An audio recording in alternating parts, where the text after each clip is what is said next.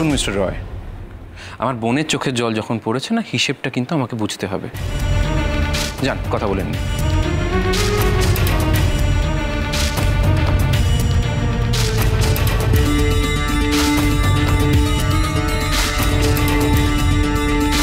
আমি তো ভাবতেই পারছি না সেবন্তী, তোমরা সবাই চুপচাপ বসে আকাশের কথা শুনছো।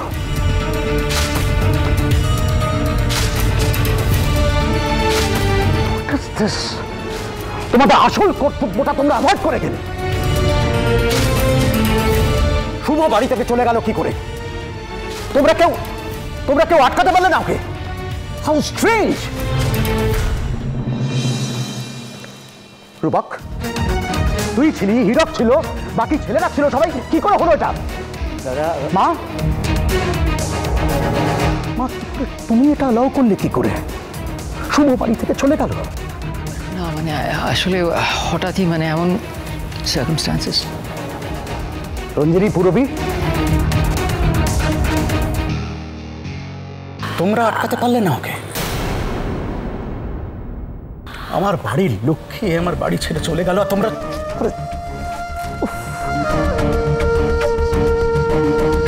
মেয়েটা যে কত কষ্টে সব কিছু ছেড়ে ছুড়ে চলে গেল রে পুলক, সে দৃশ্য চোখে না দেখলে বুঝতে পারবি না। বাবা, তুমি তুমি তুমি শান্ত হও প্লিজ, তোমার শরীর খারাপ করবে, প্লিজ এরকম করো না। আমি তো এসে গেছি, আমি দেখছি, স্বার্থপর আমরা, হাউ সেলফিশ উই আর। আমাদের মিনিমাম গ্র্যাটিটিউডটুকু নেই।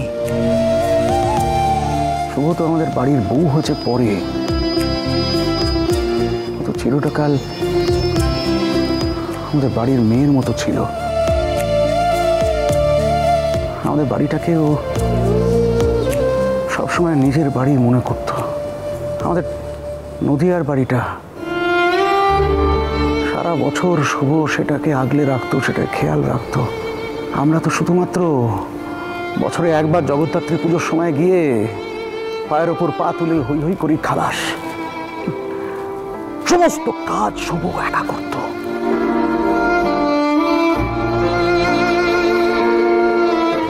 তখন তো তোমরা খুব শুভ শুভ করে লাফালাফি করতে। হ্যাঁ,